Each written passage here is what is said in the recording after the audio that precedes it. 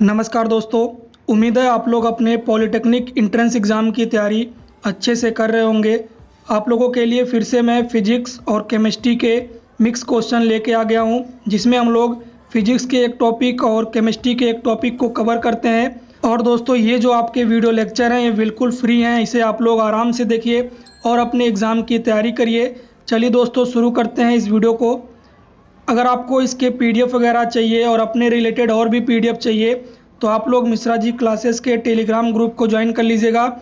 यहाँ पे आप लोगों को पीडीएफ फाइल और अपडेट भी मिलते हैं, साथ में ही आप लोगों को फ्री क्लासेस की सारी नोटिफिकेशन वहाँ पे देखने को मिल जाती है। आप लोगों को जैसा कि पता है कि हमारे चैनल के द्वारा 100% सिलेक्शन छात्रों को दिलाए जाते हैं, क्योंकि दोस्तों जो क्वेश्चन हम कराते हैं वो 100% आपके एग्ज़ाम में आते ही आते हैं। तो अगर आप लोग तभी तक हमारे चैनल से नहीं जुड़े हैं तो आज ही चैनल से जुड़ें और अपनी तैयारी करें, ताकि आप भी जो है एक सरकारी कॉलेज में एडमिशन ले पाएँ। चलिए देखते हैं पहला क्वेश्चन, और ये फिजिक्स का पहला क्वेश्चन है। और आज का जो टॉपिक है वो है द्रव स्थितिकी एवं आर्किमिडीज का सिद्धांत। पहला प्रश्न कह रहा है कि पानी से भरी बोतल में दाब अधिकतम होता है। तो पूछ रहा है कि ये दाब अधिकतम कहाँ पे होता है। तो ये दोस्तों सही ऑप्शन है इसका डी, बोतल की पेंदी में।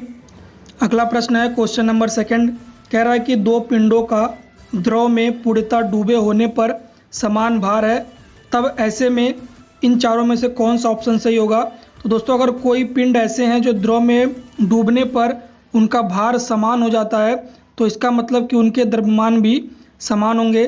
तो इसका ऑप्शन नंबर बी यहाँ पे सही हो जाएगा।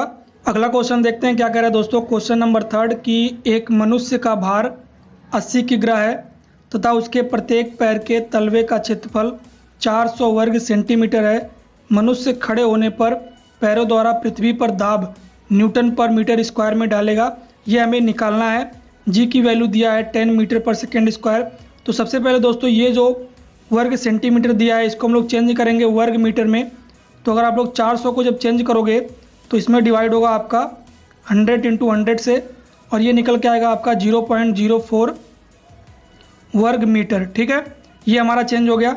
आप लोगों को पता है यहाँ पे दिया हुआ है प्रत्येक पैर का, यानी कि यहाँ पे 2 पैर हैं तो यहाँ पे 2 से मल्टीप्लाई होगा और ये निकल के आएगा 0.08 मीटर स्क्वायर। ठीक है, तो ये तो हमारा निकल के आ गया क्षेत्रफल। हमारे पास यहाँ पे और क्या दिया हुआ, द्रव्यमान यानी कि m दिया हुआ है, और यहाँ पे हमें निकालना है p यानी कि प्रेशर निकालना है। तो सिंपली हम लोग फॉर्मूले का यूज़ करेंगे, P = F/A। F तो यहाँ पे दिया नहीं हुआ, इसकी जगह पर हम लोग लिखेंगे mg/A। m की वैल्यू कितनी है 80। ठीक है, नीचे लिखते हैं इसको 80, और g की वैल्यू कितनी है 10 क्वेश्चन में दिया हुआ है, और इंटू नहीं करना, नीचे आएंगे क्षेत्रफल दिया हुआ कितना 0.08 अभी हम लोगों ने निकाला। तो यहाँ से ये जब पॉइंट हटेगा तो ऊपर क्या जाएगा 100 से मल्टीप्लाई हो जाएगा, 8 से 8 कैंसिल हो जाएगा, तो ये आपका 10,000 वैल्यू निकल के आ गई। अब क्वेश्चन में आप लोग देख पा रहे हैं पावर में दिया हुआ है, तो इसको आप लोग चेंज कर लीजिए। अगर आप लोग पावर में चेंज करेंगे तो ये आएगा 1 × 10⁴। तो देख लीजिए कौन से ऑप्शन में है, ऑप्शन नंबर ए में है, तो इसका ऑप्शन नंबर ए क्या हो जाएगा, सही हो जाएगा। चलिए अब नेक्स्ट क्वेश्चन देखते हैं। देखिए नेक्स्ट क्वेश्चन कह रहा है क्वेश्चन नंबर 4 कि 4 सेंटीमीटर त्रिज्या वाली बेलनाकार नली में 0.5 मीटर ऊंचाई तक पारा भरा है। यदि पारे का घनत्व 13.6 × 10³ किग्रा प्रति मीटर क्यूब हो तो नली के निचले सिरे पर पारे का दाब कितना होगा, ये यहाँ पे पूछ रहा है। यानी कि यहाँ पे हमारा जो फॉर्मूला आएगा दोस्तों P का, यानी कि प्रेशर का dg, यानी कि यहाँ पे फॉर्मूला आएगा P = HdG। H क्या है यहाँ पे हाइट यानी कि जो गहराई दिया रहेगा, D यहाँ पे क्या है डेंसिटी यानी कि घनत्व, और G यहाँ पे क्या है आपका गुरुत्वाकर्षण त्वरण। ठीक है, तो हमारे पास सभी वैल्यू है, हम यहाँ पे सिंपली रख देंगे। H कितना है 0.5 मीटर, घनत्व कितना है 13.6 × 10⁻3। उसके बाद G कितना है, यहाँ पे G लिया जाएगा 10। सिंपली आप लोग जब इसको सॉल्व करोगे तो आपका जो आंसर निकल के आएगा दोस्तों वो आएगा 6.8 × 10⁴। ठीक है, और ये निकल के आएगा आपका जो यूनिट होगा न्यूटन पर मीटर स्क्वायर। ध्यान रखिएगा 6.8 × 10⁴ न्यूटन पर मीटर स्क्वायर। तो किस में है देखिए कौन से ऑप्शन में है, 6.8 × 10⁴ ऑप्शन नंबर सी में है। तो इसका ऑप्शन नंबर सी क्या हो जाएगा, सही हो जाएगा। फॉर्मूला आप लोग याद रखिएगा, अगर आपको फॉर्मूले याद रहेंगे तो क्वेश्चन आप लोग बहुत ही आसानी से कर लोगे। चलिए नेक्स्ट क्वेश्चन देखते हैं।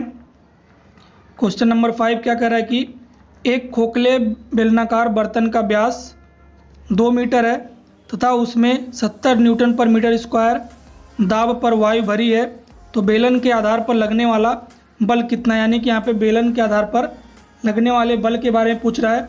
तो सबसे पहले हमें क्या निकालना पड़ेगा, इसका क्षेत्रफल निकालना पड़ेगा। तो आधार का क्षेत्रफल निकलेगा, क्योंकि यहाँ पे बल हमें निकालना है आधार का। तो हम लोग पहले निकालेंगे आधार का क्षेत्रफल। तो आधार का क्षेत्रफल यहाँ पे क्या होगा, पाई आर स्क्वायर।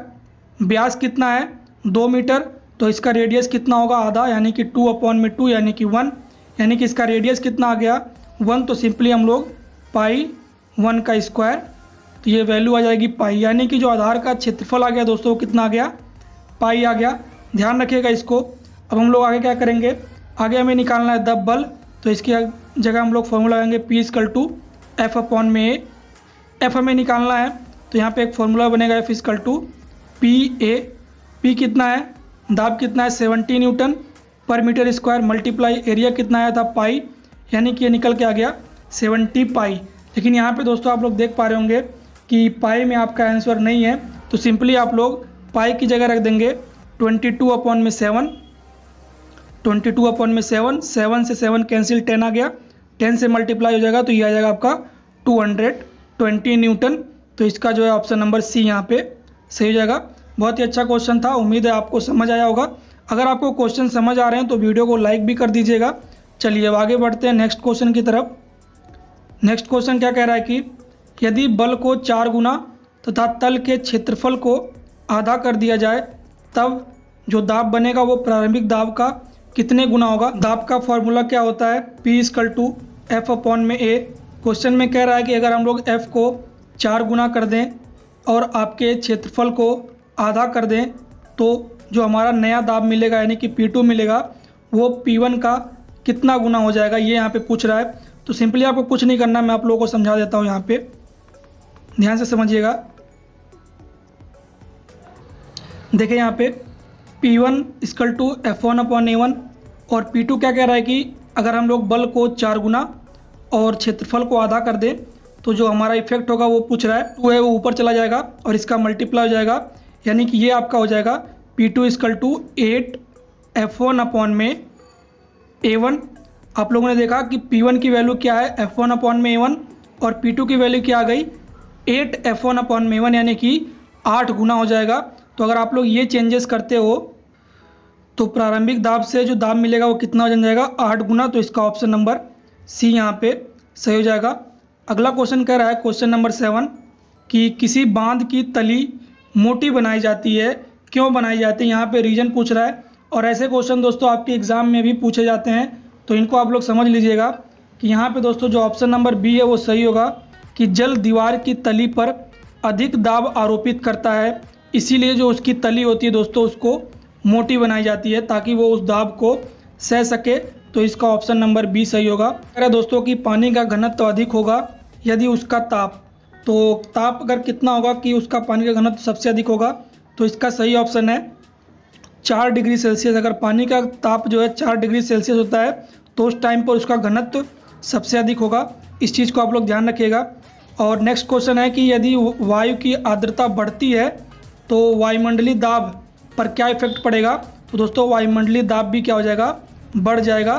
तो इसका ऑप्शन नंबर बी यहाँ पे सही हो जाएगा। अगला प्रश्न है कि भारी ट्रकों अथवा ट्रैक्टरों के टायर बहुत चौड़े होते हैं ताकि वे, पूछ रहा है कि जो ट्रैक्टर और टायर होते हैं उनके टायर होते हैं वो चौड़े क्यों होते हैं। तो इसका सही ऑप्शन है कि दाब कम पड़े, यानी कि उनको चौड़ा इसलिए बनाया जाता है ताकि उन पर दाब कम पड़े। तो इसका सही ऑप्शन कौन सा हो जाएगा, बी हो जाएगा। चलिए आगे बढ़ते हैं कि अगला जो प्रश्न है दोस्तों वो आप लोगों के केमिस्ट्री से रिलेटेड है। ध्यान रखिएगा, अब जो आप लोग क्वेश्चन करने वाले हैं वो केमिस्ट्री कर रहे होंगे। अभी तक आप लोगों ने फिजिक्स के द्रव स्थितिकी एवं आर्किमिडीज के सिद्धांत के प्रश्नों को किया। अब आप लोग रासायनिक गणनाएं के प्रश्न करेंगे। तो इसमें पहला प्रश्न आपसे देखिए क्या कह रहा है कि किसी तत्व की संयोजकता व तुल्यांकी भार का गुणनफल बराबर होता है। तो तत्व की संयोजकता और तुल्यांकी भार के गुणनफल को किसके बराबर होते हैं, परमाणु भार के बराबर होते हैं। तो इसका ऑप्शन नंबर ए यहाँ पे सही हो जाएगा। अगला प्रश्न है कि परमाणु भार की इकाई होती है तो परमाणु भार की दोस्तों कोई भी इकाई नहीं होती है, तो इसका ऑप्शन नंबर डी यहाँ पे सही हो जाएगा। अगला प्रश्न है कि परमाणु भार का अंतर्राष्ट्रीय मानक है, तो जो भी आप लोग परमाणु भार नापते हैं सभी तत्वों का वो कार्बन 12 है, यानी कि जो अंतर्राष्ट्रीय मानक है वो क्या है, कार्बन 12। इसको आप लोग ध्यान रखिएगा, प्रीवियस ईयर में ये क्वेश्चन पूछा भी गया है। नेक्स्ट क्वेश्चन देखते हैं। नेक्स्ट क्वेश्चन कह रहा है दोस्तों कि कार्बोनेट आयन का तुल्यांकी भार होता है। दोस्तों इस चैप्टर से यानी कि रासायनिक गणनाएं से जो सबसे इम्पोर्टेंट क्वेश्चन है वो तुल्यांकी भार से रिलेटेड होता है। तो मैं आप लोगों को बता देता हूँ कि तुल्यांकी भार कैसे निकालना है ताकि आप लोग अपने एग्जाम में भी निकाल पाएँ। पूछ रहा है कार्बोनेट आयन का तुल्यांकी भार कितना होगा। तो सबसे पहले आप लोगों को तुल्यांकी भार निकालने का ये फॉर्मूला पता होना चाहिए, अणु भार बटे आयन पर आवेश। इस फॉर्मूले को याद रख लीजिएगा, अणु भार बटे आयन पर आवेश। तो CO3 यानी कि 2- इसको कार्बोनेट कहते हैं, इसका तुल्यांकी भार निकलेगा कार्बोनेट का अणु भार। तो अणु भार कैसे निकालेंगे, कार्बन का कितना होगा 12, ऑक्सीजन कितना होगा 16, कितने अणु हैं 3, कितना हो जाएगा 16 × 3 = 48। ठीक है, तो अगर हम लोग इसका टोटल अणु भार निकालेंगे तो 12 + 48 यानी कि 60 अपॉन में आयन का आवेश। तो CO3 जो होता है दोस्तों इस पर 2- होता है। ठीक है, तो इस पर आयन का आवेश कितना होगा 2, तो यहाँ पे 60/2 कितना निकल जाएगा 7, यानी कि कार्बोनेट का जो तुल्यांकी भार निकल के आएगा वो कितना निकल के आएगा, वो निकल के आएगा 30, यानी कि ऑप्शन नंबर बी यहाँ पे सही हो जाएगा। उम्मीद है आप लोग तुल्यांकी भार निकालना समझ गए होंगे। और दोस्तों इस चैप्टर से आप लोगों के तुल्यांकी भार से जरूर प्रश्न बनता है, तो इसको आप लोग समझ लीजिएगा अच्छे से। चलिए नेक्स्ट क्वेश्चन देखते हैं क्या कह रहा है कि एक धातु के 0.52 ग्राम को ऑक्सीजन में गर्म करने पर 0.65 ग्राम ऑक्साइड प्राप्त होता है, तो उस धातु का तुल्यांकी भार कितना होगा। दोबारा से यहाँ पे क्वेश्चन पूछा है, तो सबसे पहले आप लोग निकालेंगे ऑक्सीजन की मात्रा, तो कितना निकल के आएगा 0.65 - 0.52, तो कितना निकल गया 0.13 ग्राम। धातु का तुल्यांकी भार पूछ रहा है, तो 0.52 अपॉन में ऑक्सीजन की मात्रा से डिवाइड कर देंगे और मल्टीप्लाई कितना कर देंगे 8 से। ठीक है, ऑक्सीजन का पूछ रहा था तो 8 से मल्टीप्लाई कर देंगे, कितना निकल जाएगा 32, यानी कि यहाँ पे 32 सही ऑप्शन हो जाएगा और ये जो ऑप्शन नंबर डी में है ये सही हो जाएगा। आज के लिए इतना है दोस्तों, उम्मीद है आप लोग सभी क्वेश्चंस को समझ गए होंगे और इसका जो PDF है वो आपको टेलीग्राम पे मिल जाएगा। और दोस्तों ये जो इमेज अभी आप लोग स्क्रीन पर देख पा रहे हो, इसे आप लोग जो है हमारे टेलीग्राम से डाउनलोड करके अपने सभी दोस्तों के साथ शेयर करें ताकि वे भी हमारे चैनल से जुड़ें और अपनी तैयारी अच्छे से कर पाएँ। आप सभी लोगों को पता है बिल्कुल फ्री में यहाँ पे क्लासेस चल रही हैं, PDF फाइल भी आपको दी जा रही है। सभी अपडेट सबसे पहले 100% सिलेक्शन तो यहाँ पे पहले से ही आप लोगों को मिल रहा है। जितने बच्चे पढ़ाई कर रहे हैं वो आप लोगों को पता होगा कि सभी लोगों को जो यहाँ से 100% सिलेक्शन दिया गया है। तो आप लोग टेलीग्राम चैनल से जुड़ जाएं और हमारे चैनल से तैयारी करना शुरू कर दें। बिल्कुल फ्री है, आपको यहाँ से कोई भी पैसे देने की ज़रूरत नहीं है, बिल्कुल फ्री में आपकी तैयारी कराई जा रही है। वीडियो अच्छी लगी हो तो लाइक भी कर दीजिएगा और सब्सक्राइब अगर नहीं किया है तो प्लीज़ कर लीजिएगा। वीडियो देखने के लिए आपका धन्यवाद। मिलते हैं नेक्स्ट वीडियो में।